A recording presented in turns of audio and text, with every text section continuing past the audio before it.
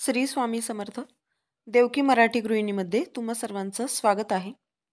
पंचांगानुसार यंदा मौनी अमावस्या तिथी 9 फेब्रुवारीला सकाळी 8:02 प्रारंभ होईल, तर दुसऱ्या दिवशी म्हणजेच 10 फेब्रुवारी रोजी पहाटे 4:28 समाप्त होईल. मौनी अमावस्येला सर्वात शुभ मानला जाणारा सर्वार्थ सिद्धी योग देखील जुळून येत आहे. सर्वार्थ सिद्धी योग सकाळी 7:05 ते रात्री 11:29 आहे. या शुभ योगात मौनी अमावस्येचे व्रत खूप फलदायी ठरते.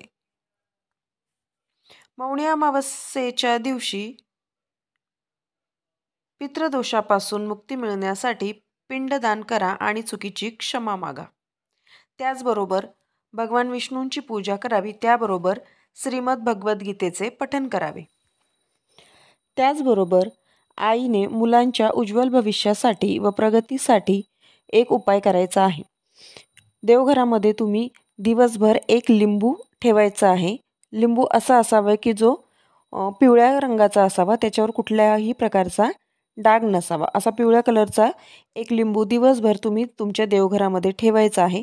आणि देवासमोर, कुलदेवीसमोर, स्वामींसमोर तुम्ही प्रार्थना करायची आहे की घरातील वातावरण शांततेचं, समृद्धीचं राहू दे आणि मुलांना कुठल्याही प्रकारच्या अडचणीपासून दूर ठेव, अशी प्रार्थना करायची. तुम्हाला जे काही बोलायचं असेल ती तुम्ही देवासमोर तुम्ही प्रार्थना करू शकता. त्याच्यानंतर सायंकाळच्या वेळेला तो लिंबू उचलून तुम्ही तुमच्या मुलांच्या अंगावरून, डोक्यावरून 7 वेळा उतरवायचा आहे. आणि तो लिंबू तुम्ही 4 रस्त्यावर त्याचे 4 तुकडे करायचे सुरुवातीला, आणि तो लिंबू तुम्हाला 4 रस्त्यावरती फेकून द्यायचा आहे.